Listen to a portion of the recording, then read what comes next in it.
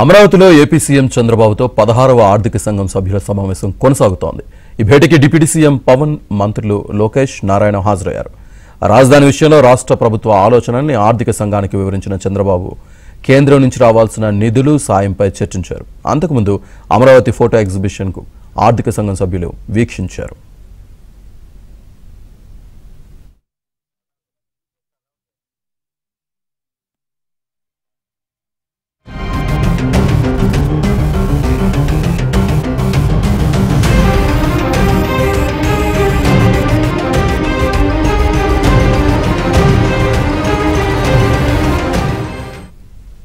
CM చంద్రబాబుతో ఆర్థిక సంఘం సభ్యుల భేటీకి సంబంధించి పూర్తి సమాచారాన్ని మా కరెస్పాండెంట్ సత్య లైవ్లో అందిస్తారు. సత్య,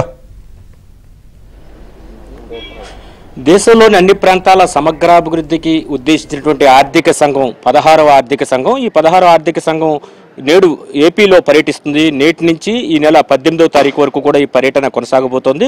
కొద్దిసేపటి క్రితం అంటే సచివాలయానికి 16వ ఆర్థిక సంఘం చైర్మన్ పనగారియా, అదేవిధంగా సభ్యులు కూడా రావడం జరిగింది. వారిని స్వయంగా ముఖ్యమంత్రి చంద్రబాబు నాయుడు ఎదురెళ్లి స్వాగతం పలికారు. వారిని తీసుకువెళ్లిన తర్వాత సీఎం, అదేవిధంగా డిప్యూటీ సీఎం, మంత్రి నారాయణ, ఆర్థిక మంత్రి పయ్యావుల కేశవ్, మంత్రి లోకేష్ వీరందరూ కూడా 16వ ఆర్థిక సంఘానికి రాష్ట్రం యొక్క ఆర్థిక స్థితిగతుల మీద ఒక ప్రజెంటేషన్ కూడా ఇచ్చినట్టుగా తెలుస్తోంది. అంతకుముందు ఇక్కడ ఏర్పాటు చేసినటువంటి ఫోటో ఎగ్జిబిషన్ కూడా వారు తిలకించిన పరిస్థితి అయితే ఉంది. సచివాలయంలో ఈరోజు ఎగ్జిబిషన్లో ప్రధానంగా పోలవరం ప్రాజెక్టు, అదేవిధంగా పోలవరం బనకచర్ల ఏదైతే ముఖ్యమంత్రి తన మానసపుత్రికగా చెబుతున్నారో ఆ ప్రాజెక్టుకి సంబంధించినటువంటి ఫోటో ఎగ్జిబిషన్ను, అదేవిధంగా అమరావతి నిర్మాణ పైన ఒక వీడియో ప్రజెంటేషన్ కూడా ముఖ్యమంత్రి వారికి చూపించారు. తరువాత రాష్ట్రం యొక్క ఆర్థిక పరిస్థితి, గత 5 ఏళ్ల పాలనలో రాష్ట్రం ఏ విధంగా ఆర్థికంగా దిగజారింది, ఏ విధంగా ఆర్థిక సంఘం రాష్ట్రాన్ని ఇతోధికంగా సాయం చేయాల్సిన అవసరం ఉందనే విషయాన్ని వారికి అర్థమయ్యే విధంగా ముఖ్యమంత్రి స్వయంగా వారికి వివరించినట్టుగా తెలుస్తోంది.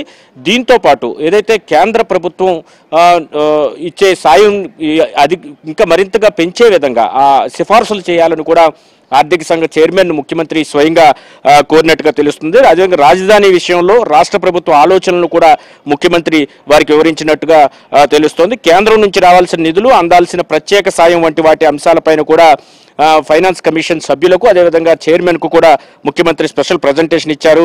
రాష్ట్ర ప్రభుత్వ లక్ష్యాలు, స్వర్ణాంధ్ర విజన్ 2047 ఏదైతే ప్రధాని ఏ విధంగా అయితే 2047 విజన్ను తీసుకున్నారో దానికి సంబంధించి రాష్ట్ర ప్రభుత్వం యొక్క పాత్ర ఏముంటుందనేది కూడా వివరించడం జరిగింది. వివిధ ప్రాజెక్టులు, పెట్టుబడులకు ఉన్న అనుకూలతలు, రాష్ట్ర ప్రభుత్వం పాలసీలను కూడా ముఖ్యమంత్రి స్పెషల్గా వాళ్ళకి వివరించినట్టుగా తెలుస్తుంది. ఏమాత్రం రాష్ట్రానికి ఆర్థిక చేయూతీస్తే కనుక ఈ పాలసీలు, అదేవిధంగా ఈ పెట్టుబడులు రాకతో రాష్ట్రం తిరిగి నిలదొక్కుకోగలుగుతుందనే విషయాన్ని ముఖ్యమంత్రి వివరించినట్టుగా తెలుస్తుంది. విభజన అనంతరం రాష్ట్రం ఎదుర్కొన్నటువంటి సమస్యలు మొదలుకొని తదనంతర పరిణామాలు, వైసీపీ హయాంలో రాష్ట్రం ఏ విధంగా ఇబ్బందులు పడింది, 5 ఏళ్ల కాలంలో పడ్డ ఆర్థిక విధ్వంసం, చేసిన ఆర్థిక విధ్వంసం ఎలా ఉందనే విషయాన్ని కూడా ముఖ్యమంత్రి వారికి వివరించినట్టుగా తెలుస్తుంది.